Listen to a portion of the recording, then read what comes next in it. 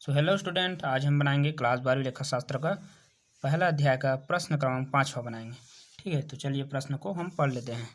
ए तथा बी क्रमशः 3:2 के अनुपात में क्रमशः 40,000 और 30,000 की पूंजी के साथ एक फर्म में साझेदार हैं। पूंजी पर 5% वार्षिक दर से देने की सहमति हुए।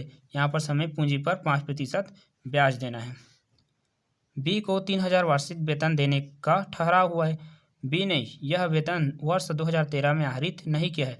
यहाँ पर बी को 3,000 वार्षिक वेतन देने का ठहराव तो हुआ है, लेकिन बी ने यहाँ पर वेतन को आहरित नहीं किया है, तो इसलिए हम इसे खाता में एंट्री नहीं करेंगे।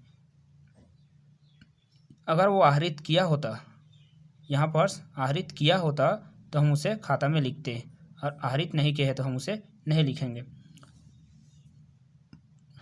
वर्ष 2013 में पूंजी पर ब्याज देने के पूर्व किंतु बी को वेतन देने के बाद 12,000 का लाभ था। 12,000 का लाभ था। यहाँ पर हमारा शुद्ध लाभ है, जो वार्षिक लाभ है हमारा कितना है, 12,000। मैनेजर को इस राशि पर 5% दिया जाता है। लाभ हानि नियोजन खाता बनाइए। मैनेजर को हमारे शुद्ध लाभ का 5% कमीशन देना है। यहाँ पर हमें कमीशन भी देना है 5% शुद्ध लाभ का। तो चलिए यहाँ पर लाभ हानि नियोजन खाता बनाने के लिए बोला गया है हमें। चलिए लाभ हानि नियोजन खाता बनाते हैं। यहाँ पर सबसे पहले हमारा जो वार्षिक लाभ होता है उसे हम क्रेडिट पक्ष में लिखते हैं, मतलब समाकलन पक्ष में लिखते हैं। हिंदी में इसे समाकलन कहते हैं, और डेबिट को हिंदी में विकलन कहते हैं। तो यहाँ पर हम सबसे पहले हम लिखते हैं क्रेडिट पक्ष में जो हमारा वर्ष का जो लाभ है, शुद्ध लाभ कितना है हमारा, 12,000। उसी प्रकार प्रश्न में आगे बोला गया है कि पूंजी पर 5% की दर से ब्याज देना है दोनों साझेदारों का। पूंजी पर ब्याज को हम विकलन पक्ष में लिखते हैं, तो यहाँ पर पूंजी खाता से लिख देंगे। पूंजी खाता से, ठीक है।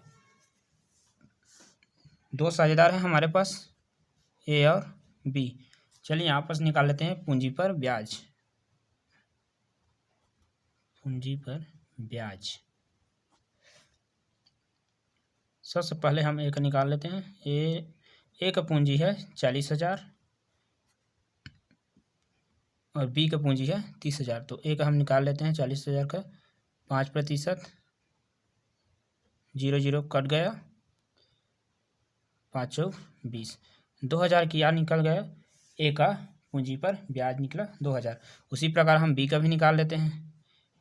बी का पूंजी है 30,000 इंटू 5/100, 0 कट गया, 5 × 15, 1,500 रुपये क्या हो गया, ब्याज हो गया बी का। इन दोनों को हम यहाँ पर लिख देंगे। ए का है 2,000, बी का है 1,500। इन दोनों को राशि कॉलम में लिख देंगे प्लस करके, तो हो जाएगा 3,500। उसी प्रकार प्रश्न में आगे बोला गया है बी को 3,000 वार्षिक वेतन, यहाँ पर प्रश्न में बोला गया है बी को 3,000 वार्षिक वेतन देने का ठहराव हुआ है, लेकिन बी ने यह वेतन वर्ष 2013 में आहरित नहीं किया, तो इसे हम खाता में नहीं लिखेंगे। इस प्रकार का अगर प्रश्न आता है, अगर आहरित नहीं किया है तो उसे हम खाता में नहीं लिखेंगे। अगर आहरित किया होता तो हम उसे विकलन पक्ष में नहीं, समाकलन पक्ष में लिखते, मतलब क्रेडिट पक्ष में लिखते। ठीक है, तो चलिए प्रश्न में आगे बोला गया है 12,000 शुद्ध लाभ के बाद मैनेजर को 5% की दर से हमें कमीशन देना है। यहाँ पर हम 12,000 का 5% मैनेजर के लिए कमीशन निकाल देते हैं। तो कमीशन की राशि को हम किस साइड लिखते हैं, विकलन पक्ष में लिखते हैं। यहाँ पर हम लिख देंगे कमीशन खाता से।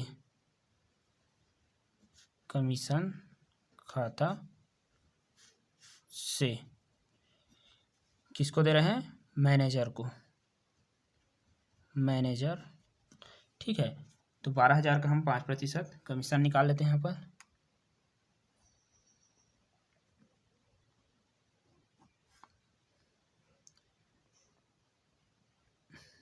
12,000 5%, ये हो जाएगा 100, 0 कट जाएगा, 12×5 = 60, कितना हो जाएगा 600। किसका आ गया, मैनेजर का कमीशन कितना निकला 600।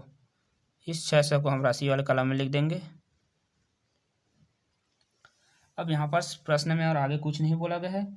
जो भी लाभ आएगा उसे हम दिए गए अनुपात के अनुसार, जैसे यहाँ पर अनुपात दिया गया है 3:2। यहाँ पर पहले से अनुपात दे दिया गया है 3:2। इस अनुपात में हम जो भी लाभ या हानि होगा उसे हम बांटेंगे। यहाँ पर देखते हैं हम लाभ हुआ या हानि। जब भी हमारा क्रेडिट पक्ष ज़्यादा होता है और डेबिट पक्ष कम होता है तो हमें लाभ होता है, और जब भी हमारा डेबिट पक्ष ज़्यादा और क्रेडिट पक्ष कम होगा तो हमें हानि होगा। तो यहाँ पर हम दोनों को प्लस करके देख लेते हैं। इन दोनों को प्लस करेंगे तो हो जाएगा 3500 और 600, इन दोनों को मिलाए हो जाएगा 4100 हो जाएगा, 4100 हो जाएगा। और ये कितना हो जाएगा 12000। यहाँ पर हमें पता चलता है कि हमारा क्रेडिट पक्ष ज़्यादा है तो हमें क्या हुआ, लाभ हुआ यहाँ पर। तो कितना का लाभ हुआ उसे हम निकाल लेते हैं। यहाँ पर इन दोनों को माइनस कर देंगे।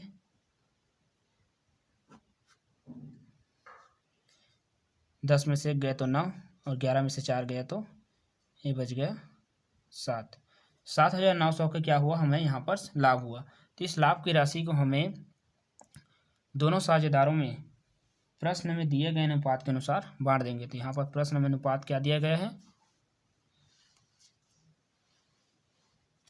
यहाँ पर प्रश्न अनुपात दिया है 3:2। इन दोनों को प्लस करेंगे तो हो जाएगा 5। इसे हम इस प्रकार भी लिख सकते हैं 3/5 और अनुपात 2/5 भी हमें लिख सकते हैं इसको।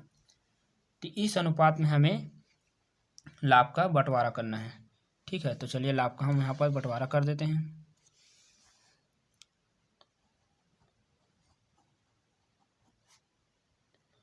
लाभ का विभाजन इस प्रकार, सबसे पहले हम एक का विभाजन कर देते हैं। लाभ का एक अनुपात है 3:5। तो यहाँ पर 7900 तो 3/5। 5 से हम इसको भाग दे देंगे, 5 से इसको भाग देंगे, 5 एक कम 5, बच गए 2, 5 5 5 25, बच गए 4, 5 8 40। इस प्रकार ये कट गया। तो 5 से हमें भाग देने पर ये आया 1580। 1580 को हम 3 से गुना कर देंगे। यहाँ पर 0 8 3 24, 8 3 24 का 4, हासिल आया 2, 5 3 15, 15 2 17 का 7, हासिल आया 1, 3 एकम 3 और 1 4। 4740 क्या आया हमारा ए का लाभ में हिस्सा आया। ये होगा ए का। उसी प्रकार हम बी का भी निकाल लेते हैं। बी का अनुपात है 2/5। बी का अनुपात भी 2/5 है। इन दोनों का हर क्या है, समान है। तो हम इसे 5 से 7900 को 5 से भाग दे देंगे तो कितना आ जाएगा, ये भी कितना आएगा 1580 ही आएगा। तो 1580 को हम इस बार 2 से गुना कर देंगे। 0 का 0, 8 दूनी 16 का 6, हासिल आया 1, 5 दूनी 10, 10 और 1 11 का 1, हासिल आया 1, 2 एकम 2 और 1, 3160 किसका आया, ये है बी का। इस प्रकार जब भी हमें लाभ होता है तो उसे हम डेबिट पक्ष में लिखते हैं। यहाँ पर से हम विकलन वाले पक्ष में लिख देंगे, डेबिट पक्ष में लिख देंगे लाभ हानि खाता से, लाभ हानि खाता से। 2 साझेदार हैं ए और बी। यहाँ पर एक आया है लाभ 4740, 4740। उसी प्रकार बी का आया है 3160। यहाँ पर ये जो दोनों का है उससे हमने लिखा है 4740 ए का, और उसी प्रकार बी का 3160 रुपये। इन दोनों का हमने यहाँ पर लिख दिया है। इन दोनों को अब हम राशि वाले कॉलम में प्लस करके लिख देंगे तो ये कितना हो जाएगा 7900। अब यहाँ पर प्रश्न में और आगे कुछ नहीं बोला गया है। तो ये प्रश्न आपको बनता है, जब दोनों प्रश्न बनने के बाद दोनों साझेदारों दोनों पक्षों को प्लस करने के बाद जो राशि वाला कॉलम है वो बराबर आना चाहिए। जैसे यहाँ पर ये आया 12,000 क्रेडिट पक्ष, उसी प्रकार विकलन पक्ष मतलब डेबिट पक्ष भी 12,000 आना चाहिए। इस प्रकार हो गया। उसके बाद कॉलम को पूरा बंद करना है। इस प्रकार ये 5वां प्रश्न है आपका जो बनता है। ठीक है, 5वां प्रश्न आपको बन गया। इसी प्रकार हम अगले वीडियो को, आप वीडियो को लाइक करें और अगले वीडियो के लिए चैनल को सब्सक्राइब करें। वीडियो अच्छी लगी हो तो वीडियो को लाइक करें। हम आपको मिलते हैं अगली वीडियो में, तब तक के